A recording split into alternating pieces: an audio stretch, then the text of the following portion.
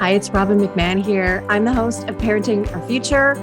And if you're listening to this podcast, I want to thank you so much for being here. I also want you to know that I am a former angry mom. I used to yell and rage and threaten and punish my kids because I wasn't getting the cooperation or the behavior that I felt I should be getting. And I struggled for many years not knowing how to change or knowing what to do differently. It wasn't until I found the world of peaceful parenting that I learned why my kids acted the way they did, and also why I was so angry and triggered. I was able to heal my anger and leave my triggers behind so that I could focus on being the calm and confident parent I always expected myself to be. I can tell you that feeling connected to your kids is the best feeling in the world. My two boys are teenagers now, and we have a strong relationship that is rooted in deep connection. And where there is connection, there's cooperation. Parenting is the most important job we do, but it's the hardest job we do.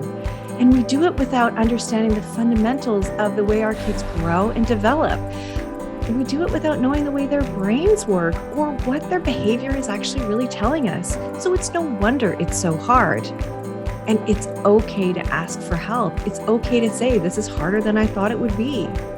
And that's where I come in. I can help you and I can support you so that you can have the cooperation and enjoy being a parent.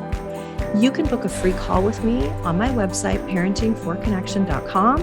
And if you want to download my free guide, How to Turn a No into Cooperation, go to triggerfreeparents.com. I really hope you enjoy the show. Thanks for listening. Hey, everybody, it's Robbin here. Welcome back to another episode of Parenting Our Future. Okay, moms, this one's for you. I know you're tired. I know you're tired. I know you're burnt out.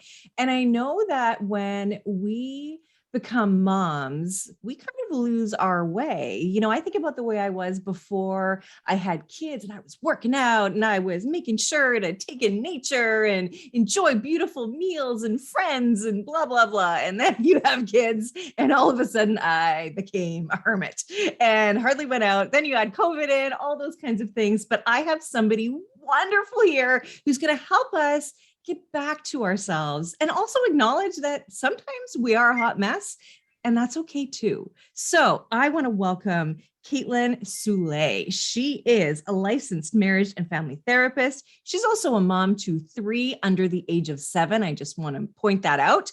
And she just wrote a book called A Little Less of a Hot Mess, The Modern Mom's Guide to Growth and Evolution. Oh, welcome. So welcome. I'm so happy to talk to you. Thanks. I'm so glad to be on. I love your show. I love your podcast. Thank you. The only thing about that title that I wish I could change is that I wish it said The Modern Mom's Guide-ish to Growth and Evolution, because I think there's so much ish that we need to lean into, right? I agree. There is a lot of ish, right? Yeah. There is. Like, I'll be on time-ish. Yeah, I'm kind of a hot mess-ish. Like, ish. I don't want to own that all the time, but I can be. Yeah. I work out-ish. I do self-care-ish, right? Yeah. Yeah. And you know, what I love what you're talking about, which is why you're here. And I know that the message that you have for moms listening is so important. And what I wanted to start by saying, I think a lot of this, and I'd love to hear your thoughts on it, is about just accepting what is, like accepting where we are in this moment. You know, when I look back at my younger mom self, and I've been a mom for almost 17 years, which just blows my mind. I got to tell you, you know, I want to hug her and I want to say, it's okay, because one day you will be able to go out again. And one day you will be able to, you know, sleep in, you know, and many, many, many other things. Right. But I think it's about accepting what is in this moment and knowing that it's temporary. Right. What do you think about that? Yeah, absolutely. I mean, even for me right now, my oldest is about to turn 8, and how our life looks now with an almost 8-year-old, a 6-year-old, and a 4-year-old is so different than how it looked just a year ago, 2 years ago. And I feel the same, Robbin. Like, I want to go back to my, postpartum self and just be like, it's okay. And postpartum, was a long time when you have babies that close together. Yeah. And just like stop trying so hard to make things perfect. And I know it's easier to say that when you're out of it than when you're in it. It's easier to recognize now that I look back. So yeah, I think extending grace for ourselves and the period of life we're in is one of the biggest, it's kind of like it's the point for me, is why I'm doing, why I write this book, why I do the work I do. I really want women to both be able to work on themselves and give themselves permission to engage in imperfect personal growth and give themselves grace when it doesn't go the way that they think it should. I couldn't agree more. I couldn't agree more. Grace is huge. And look, maybe one week you nailed self-care, whatever that means. And it's such a buzzword. And I feel people starting to resent it, but self-care isn't girls' night. It isn't going to the spa. Self-care is saying no to that one play date you just can't even, saying no to the annoying neighborhood kid that you just don't want in your house. You know what I mean? Yeah, I'm with you on changing that. I am so cautious around using the word self-care, but then I realize it's not because self-care inherently is wrong or bad. It's the meaning that we've assigned self-care and that culture has assigned self-care that I think is problematic, like the green smoothie, which are great, right? But like those things alone, the 5-minute walk down the street, it's not going to actually help us, it's not really sustainable, and that it like makes our life so much better if we just do that one little walk a day. Sure, that helps. I call those mini mental health breaks, but those aren't kind of at the end of the day what are going to make us feel whole. Okay, so if that doesn't make us feel whole, is what makes us feel whole the story we tell ourselves, the narrative that we have? Is that what that is? Because you talk about rewriting your narrative, which I'm guessing is the voice inside your head, as the way you say, because we all have, it's all crazy town inside everybody's heads, mine included. Mine too, yes. I tell people all the time, just because I'm a therapist definitely does not mean that I have it, all straight. And I struggle with so many of the same things that I struggle with, all the same things that moms do and women do. So rewriting the narrative is, you're right. It's about really taking the time in our life to to examine what it is that we've come to believe about ourselves and about the world, really. And the way that we form those beliefs, and I talk about it a lot in my book, is really through the things that we've been told from culture and society, from our family of origin, things that we saw modeled as we were young. A lot of those stories, as we know, are written in our childhood, in our early years, and we just don't know any different. So we go on to believe them. And then we become moms, right? And we love these beings more than we could ever imagine. And we just think that we should do things the way that maybe society tells us to, or our mom did. And sometimes those messages are fine. But other times when we find ourselves feeling anxious, burnt out, alone, depressed, like that's our cue that something's off, right? That those stories that we're telling ourselves about our role as mom in this case are oftentimes not matching up with what it is that we truly value. And so that's what I ask women to do, is take a look at what is the story you're telling yourself. And for me, I'll give an example. One of the stories I told myself early on in motherhood was that I had to be the one to do it all. Like I had to be super mom, and that it wasn't going to be as good if anybody else did it, which really surprised me because I never thought I was perfectionistic until I became a mom. I think that, in hindsight was probably some postpartum anxiety, but I really had thought that like I needed to do it all. And I love my mom to death, but if I'm really honest, that is my mom to a T. And she did do it all, and she still tries to do it all. And so I was really adopting that narrative. It wasn't working for me. And a long story short, I tell a lot of these stories in the book, and I also write about it a lot, but I figured out that I was just abandoning myself and I had nothing left to give. I started doing my own therapy work and my own personal growth work imperfectly, right? And realized that, okay, something has to change. So that's what I mean by rewriting the narrative, is what can I tell myself, or what can you tell yourself that's more balanced and helpful and true? What do you need to get rid of that's no longer serving you? It is so true. And one of the things that I like to add in, because here's the thing, when I was first a mom, I had beliefs about myself, like I screwed up my kids, that, I guess I'm not cut out for this, is, what I told myself. And What really made me want to change is looking at the cost that it had. Like, what is the cost for having that? Because I didn't want to let it go, because I felt, I was going to say I knew, maybe maybe I knew, maybe I didn't, that was the truth. But it's not the truth, because your mind has thoughts all the time, and those aren't facts, right? And a lot of that, like you said, is pre-programmed from the messages you get in society, from the way you were brought up, the labels that were attached to you. And unfortunately, we can speak 125 words a minute, but we think 10 times as fast. And that's actually programming in your subconscious. That creates a neural pathway. So as soon as those feelings rise up in you that you say are, like the awakening, the call to action to really examine, you're sort of stuck, because your thoughts are ingrained. Yes. And so we've got to work to rewire the brain. And again, what is it costing you? For me, it cost me my joy, my happiness, my connection. It cost me everything. And I was not willing, to give everything up, because that's not the person who I am, or who I believe that I am. Yeah. So I really resonate with that. And I think that anybody listening right now, we have a narrative, right? We have limiting beliefs, if you want to call them that. We have destructive thoughts. We have these, the story that I'm telling myself is this. And I love prefacing everything with that. Like, the story I'm telling myself is this, and that's a Brene Brown thing, that at least I give her credit for that when I speak about it. Yeah, I love Brene Brown. Yeah. Mm-hmm. Yeah. And then what is it costing me? And then what can I change it to? Right? What can I change it to? And it can start, and tell me how you sort of guide people through this process, because the way I see it is, I'm learning to accept myself could be the way it starts. It doesn't have to be like, I accept myself, because that might not feel true for you. Right.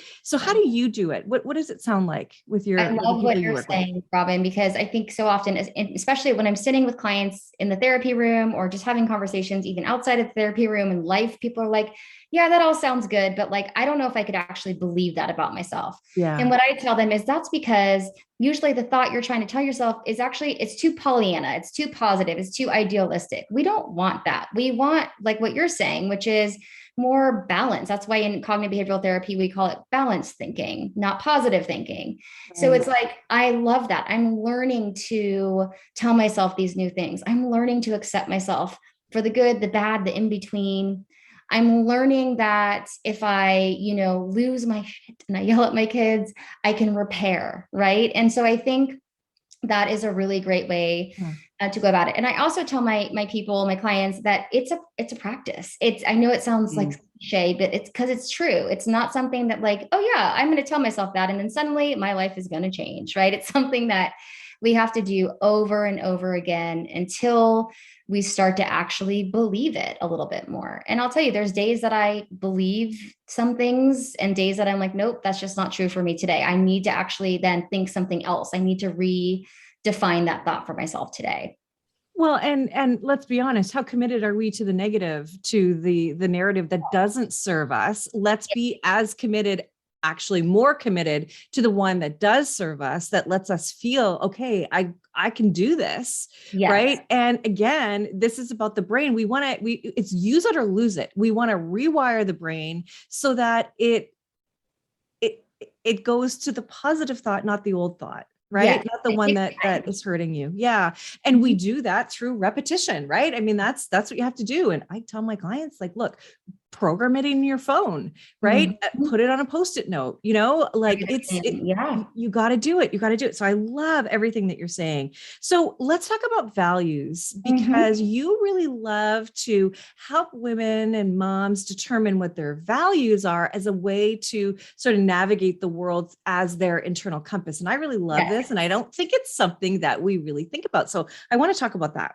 Yeah, absolutely. So I think of values really as kind of our North Star, the place that we want to head. But first, before we can kind of really talk about that, we have to give ourselves the space to think about what our values are now, because those are going to look really different. Maybe not really different, but they might be different than when we were in our 20s or when we were a kid, right? Or even just a couple years before we had kids, whatever. Everything changes with kids. So we want to give ourselves the time and space to think about what it is that we value. There's lots of different ways. I'm sure you talk to your clients about how to do this. And gosh, you could Google values exercises. There's 5 million, right? But what I like to say is, think of somebody in your life that you admire, whether it's a real person, like so somebody in your life, or somebody that a celebrity, not a celebrity, but somebody that isn't in your real life, but somebody that you really look up to.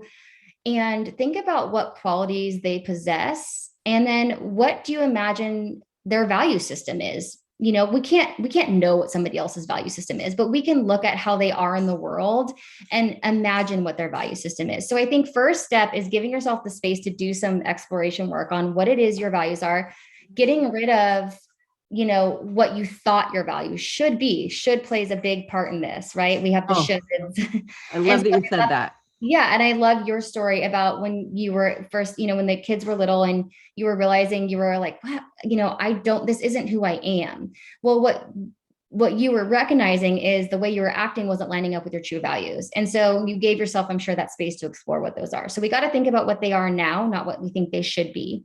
And then get really committed to letting those things be at the forefront of our actions. And again, I'm going to be on repeat on this because it's true. We're not going to do it perfectly, especially at first.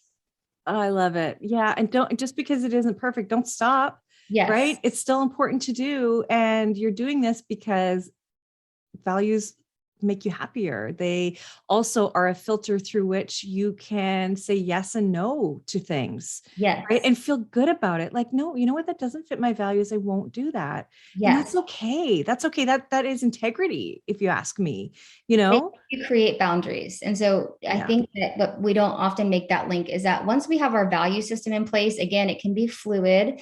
We're gonna be able to feel stronger in setting boundaries in our relationships, in our work life, in our family life, because we know where our North Star is. And so our boundaries are going to be serving us to head towards our values. So what are examples of some values that you work with your clients? Maybe your own values, or just I'd love to hear some, just to give people some ideas. Yeah, I'll share with you kind of, I've done a lot of this work in the last couple of years. And I always come back to these top 3 values for myself, because anyone who's done values exercises knows you start with like 50 and then you go down to 20 and then you go to 10 and 5. It's hard. So for me, it's, wait, hold on. I have to say this. Let's take family out of let's just assume family's a freebie, right? Family and love are freebies. We know that we value those things, I think, at least, right? So for me, I always feel like I should put those on the top 3, but those are just going to be there. And then after that, it's creativity, freedom, and joy. And those things for me come in lots of different ways, but I'm an Enneagram 7. I don't know if y'all are in the Enneagram, but definitely that makes sense. Creativity, freedom, and joy. And those things, whether it's in my personal life, my work life, or my family life, are really at the forefront. Some other examples of values could be like social justice, community, giving, giving back. I guess that would be giving. What else could it be? Health. I kind of assume that health is at the forefront of a lot of our values, but that's not necessarily true. People who are really in, the sphere of health and fitness, that definitely would be the top 3, right? And so I think one of the best tips I ever got about determining values is if you actually get to do a values exercise, and again, you can find them everywhere. I have a couple in my book too, is that you could actually eliminate the ones that are similar. Like, I think, for instance, like, to me, creativity and fun are really similar because I have fun being creative, right? And so a lot of people get hung up on like, which one is it? And I'm like, you know what? If something's similar, like, X out the other one. So I think it's really interesting to do this work. It's not something we do every day, or not something we learn to do in school. That's for sure, right? It's like you only do it when you're forced into a workshop. That's when you do it, right? Like, all right. Yeah. Yeah. Or because your life is falling apart and you're doing it with you And in therapy. therapy. Yeah. Yeah. So let's proactively do it so we don't have that. Yes. And so then I would imagine that you kind of pick, like connection would be number one for me. For me, Yes. that means, that is family, but it does mean connection with, my Yes. kids, my husband, my friends, connection with my clients, that, authenticity is also, there. Fun is definitely there. But then I think, and I'm asking. I see all those things in the way that you present yourself in this conversation, even like the authenticity, the fun, like the personality, the bubbliness. I love it. Yeah. Oh, thank you. Oh, that's so nice. Thank you. But then would we have to then define what that means? Because if there are some of those groupings that are like creativity and fun, you sort of mean the same, then you would sort of say, okay, so creativity is my value. And then the determination means that I seek activities and experiences that bring me wholehearted joy or fun. I don't know. Absolutely. I don't know. That was inelegant. That makes a lot of sense. Yeah. And that's what I mean is that we sometimes get really stuck on the like, well, how do I pick fun over creativity or what do I choose? And it's like, you can define what the value means for you. Like there's there's a definition to the word in like the Webster dictionary, but you can define what it actually means. And so I think it's really cool to even get clear on that. Like, right, if you write down creativity, right under it, like what actually does that mean to you? And for me, that encompasses my writing work, that encompasses my work with clients, that encompasses creating workshops, things like that. So I think you just have to define it for yourself. Yeah. And there's no right or wrong way to do it. And I love that you said no should, because it's not about what your mom's values were or what you think your values should be or what the people around you have. It is personal to you. You don't need to share it with anybody else if you don't want to. Yes. But I would say like, you want this to be a daily practice. So do you invite, and practice means not perfect, right? Let's just be clear, just for everybody, because I know how everybody is, right? Like, you're not going to do it perfect. This is not another item on your to-do list. This is empowering. This is something to help you be more happy and more empowered in your life. So do you put it on a list somewhere so that you see it and connect with it every day? Or like, how do you remember it? Because it's easy to forget when you have 3 kids under the age of 7. I'm pointing at you right now. I wish I could show you over here. I have a bunch of Post-it notes up against my wall. And I have my top 3 values on a Post-it note and I put them there just so I'm in this office most frequently. And it's kind of like my space in my house. My husband thinks it's his too, but he's never in here. And so I just get reminded of those things on the daily. Again, it doesn't mean that each day I'm like, I'm doing these things perfectly. I'm always incorporating creativity, but I am making sure that when I am making a choice between a couple things or having to choose, that I can look back to those values to help me make my choice or set a boundary. And a lot of times for me, it's setting the boundary for myself. Like, no, I'm not going to say yes to that thing today. I'm going to instead, today, I had to run around for preschool drop-offs and I really needed to get some exercise in before you and I met. Otherwise, the rest of the day, I just wouldn't feel as good. So I was like, I'm going to show up in this outfit today and not dress nice, even though I'm going to be on video, because I am honoring my value of, whatever that is. For me, I really think that plays into my joy because I don't feel good when I don't get movement in. So good for you. We can do to actually honor our values each day. Yeah. That's really great. That's really great. Can you show us the Post-it notes? Oh yeah, I can show we are on YouTube for those of you. Oh, I love it. Oh, and look at those beautiful babies there too. That's great. Yeah. And I also have like a little bit of ADD brain. So Post-it notes actually really work well for me because you just stick them up there. You don't need some fancy system. Yeah.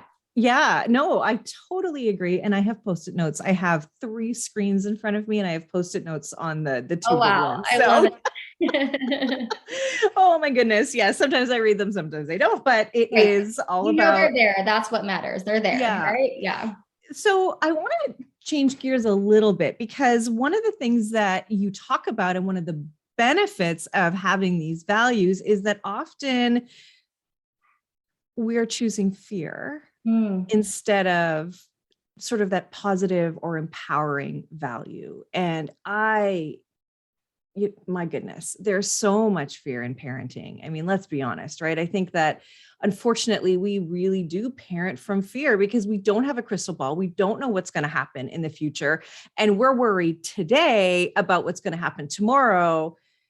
Yes. And really, we're missing out on what's really happening today, because if what we do today, if we respond and react in honoring who our child is today, it ensures their well-being for the future, and I've been a mom for 17 years. I can see that now. And look, and it still isn't perfect, right? But that is one of my messages to the parents that I work with. I call it future parenting. Like, don't parent into the future, just parent right this second, right now. Don't say like, I got to nip this in the bud now, or my kid's going to be a jerk or selfish or ungrateful, blah, blah, blah, blah, blah, all those labels, right? Yeah. You don't need to do that. So I just, how do you see that? And what does that mean for you when you talk about fear in motherhood? Choosing values over fear. Yeah. So I think it's exactly what you're saying in a lot of ways. I mean, I think choosing, sometimes choosing, I'll kind of do it the reverse. Like sometimes choosing our fear instead of our value looks like doing what we think we should do, coming back to the should, instead of what we know intuitively or like what's in our heart to do. And that can look like, I'm trying to think of a good example off the top of my brain. I like to use examples from my real life. So maybe it's that I think my 3-year-old, when he, should not come into my bed in the middle of the night, because that's not what the parenting book told me, right? That's not what, the sleep trainers tell me.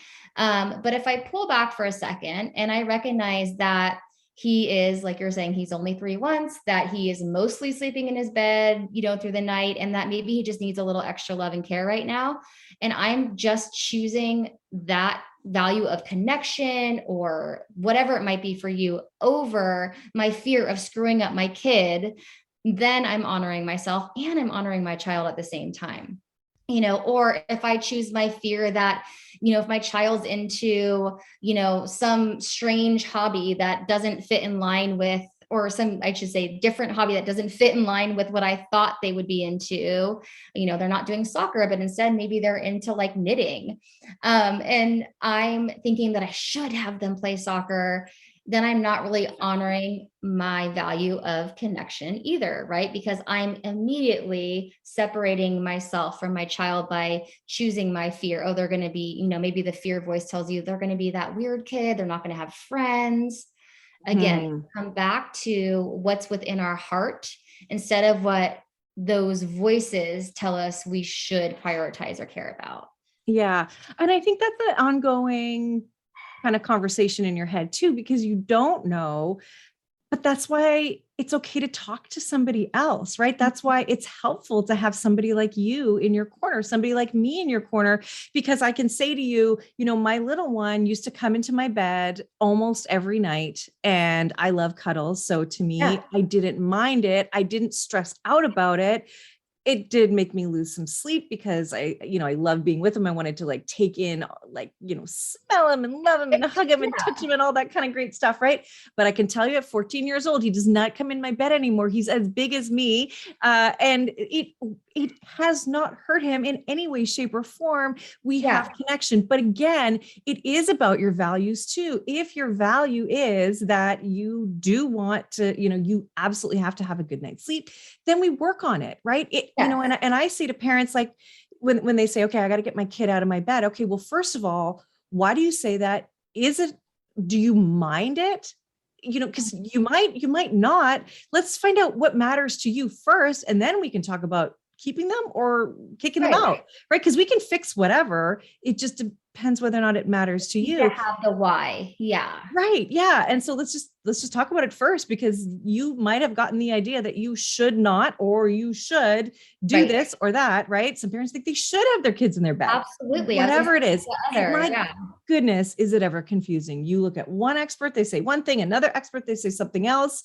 My philosophy is what works for you, and know that it's not forever. And most things are temporary. I think that is the most beautiful thing, is that possibility. Yeah. Right. Yes. Yes. And so same with sports, same with soccer, you don't know what's going to happen in the future. And I had a son who, my oldest son, he played soccer. He loved it, was so good at it. There was nothing like, it was so exciting for me to watch him. Every time he scored a goal, he'd run with his arms back and so excited. He looked amazing. And then he had a devastating knee injury. There's no more soccer. So, and I just want to say one more thing too. I remember this one mom, I will never forget this moment. Our kids were 5. They were in hockey 1, right? Which is like the, H1.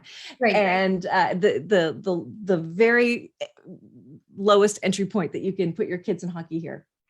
And she said, well, you can really tell the difference between kids that have done spring hockey versus the kids that don't. I'm like, oh my goodness, they're 5 and 6 years old. Like, what do you like? I'm pretty sure we can't predict if your kid's going to the show. Like, I can't. I think the same thing. Yes. Yeah. It's crazy. Yeah. Like, you're down, mama. Hey, but that's like, I got to make sure my kid's okay. I got to make sure my kid's the best. I got to make sure, that he has as many opportunities as possible. And that's beautiful. Understand where you're coming from, though, don't you think? Are you coming from fear? Are you coming from, I want to just give him as many opportunities as possible? Right. And constantly checking in on that, right? Because your value is to give him as many opportunities as possible. That's wonderful. But sometimes fear might pop up and say, oh, you're not doing enough, do more. And then you have to go, wait a minute, what else do I value? I value my connection and relationship with my child. So sometimes we have competing values. That's a whole nother, topic. But I think this idea of making sure that, and again, it's not a perfect balance. It's more like sometimes it's over here and sometimes it's over here. But I think the idea is doing this kind of frequent check-in with yourself. We don't do that often, right? We're so busy and life moves so fast. But I think if you hear anything today, it's my hope that it's like, one, that you're worth it, that you're worth the time it takes to check in with yourself, and 2, that it is imperfect and that you get to keep coming back to it. I love it. I love that. That's so helpful. And by the way, comparison is the thief of joy. So don't start scrolling and feeling worse about yourself, because you just don't know what's happening with that family that looks so perfect either. So we've all seen that, right? Yeah. We've all seen it, and we've all been it to one degree or another. Right. So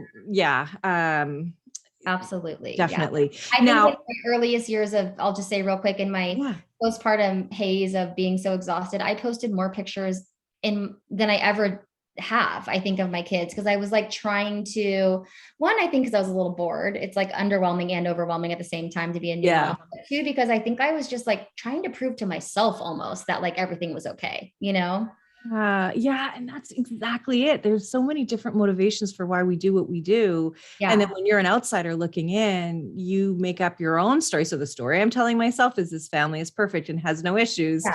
And that's not serving you, because it's making you bummed out. It's making you feel like your life isn't good enough. Right. So let's not do that. Right. So your book is a little less of a hot mess. I love it so much. It is the Modern Mom's Guide to Growth and Evolution. And there's an ish in there. It's not about being perfect. Embrace the ish. Do not think that it has to be perfect, because boy, it is not supposed to be. And so you have something so wonderful for our listeners, just for our listeners, which is for the Parent Toolbox. You have a download of the first chapter of your book. Thank you for that. And by the way, anybody who's not a member of the Parent Toolbox, it's totally free. It's www.parent-toolbox.com. And we'll have Kaitlin's information there, where you can see her, how you can find her, all of that, and the download of this first chapter. So tell me, what will parents learn in this first chapter? What's it all about? Absolutely. So the first chapter is called You're Invited to Evolve. And it's really about the why behind this work that we're talking about. It's about why we owe it to ourselves to work on ourselves, and why we owe it to our children. So the whole idea is that when we work on ourselves, we don't just improve our own lives, but we, improve the lives of our children and everyone at our work, everything that we touch. And so it also talks about the narratives that we've been told that sometimes keep us from giving ourselves that permission to evolve. And so it's really an intro into, like, I want women to have a foundation as to, like, why am I doing this and what is it going to give me in return? So that first chapter is really all about kind of taking a look at what we've heard about personal growth that sometimes isn't helpful. And it's a little bit like too out there or too idealistic, and how I encourage women to approach it instead, which is this process of imperfect growth and evolution. So chapter 1's all about that. I do want to add, I also have a book club that I'm starting in the spring. So if you wanted to join my book club, you guys can find that all on my website. And it's just wellnotesforher.com. Awesome. Okay, that's great. And I really love that. And I heard you say that. I heard you say this, and I want to repeat it, that you owe it to yourself. Yes. You deserve to take this time. You deserve to take this time. Claim the time, right? Claim the time, because you set the tone for your family. You set the tone for your own life. But most importantly, if mom's not okay, nobody's okay, right? Absolutely. Same with that. If dad's not okay, nobody's okay. It takes a toll on us all. And if you don't take the time now, you're going to have to take it later, whether you like it or not. Right. So take the time proactively, because whatever it's costing you now, it's going to cost you even more. And maybe it doesn't just cost you your mental health, your well-being. It costs you lots of money. Right. Maybe there's, there could be a divorce. There could be, a child who's not well, who needs, it could morph into other things. So let's keep our eye on the ball, because life is important, and we want the best that we can. And of course, there are moments where it sucks and it's hard. And it's okay. You just want to accept what is and know that this is temporary. So thank you so much for sharing everything. Again, the book is a little less of a hot mess. Love it. I love it. Rhymes a little bit too. Definitely fits into my life, because I'm always a little bit of a hot mess. So I'm always on a mission to be a little less of a hot mess. So that's kind of where it came from. But no judgment, right? Okay. So I'm a hot mess today. Big deal. That's life. Yeah. Give yourself permission to show up as who you are. Don't wear makeup. Don't do your hair. If you just can't even, it's okay. Yeah, that's right. Do what you got to do. It's all good. Okay. Thank you so much. All of your details are in the show notes. And of course, your website is wellnotesforher.com. Yes. Thank you so much, Robbin. It was a joy to be on. Thank you for listening to this edition of my podcast, Parenting Our Future. I'm parent coach Robbin McManne, and if you're enjoying this podcast, please share it with someone who you think might also need to hear this message. And don't forget to subscribe, and if you like my work, I'd be grateful if you gave me a 5-star rating. For those of you who like my content and want more, visit me at yellingcurebook.com to get your copy of my book and to find other resources to help you. Until next time, I am wishing you and your family peace and connection.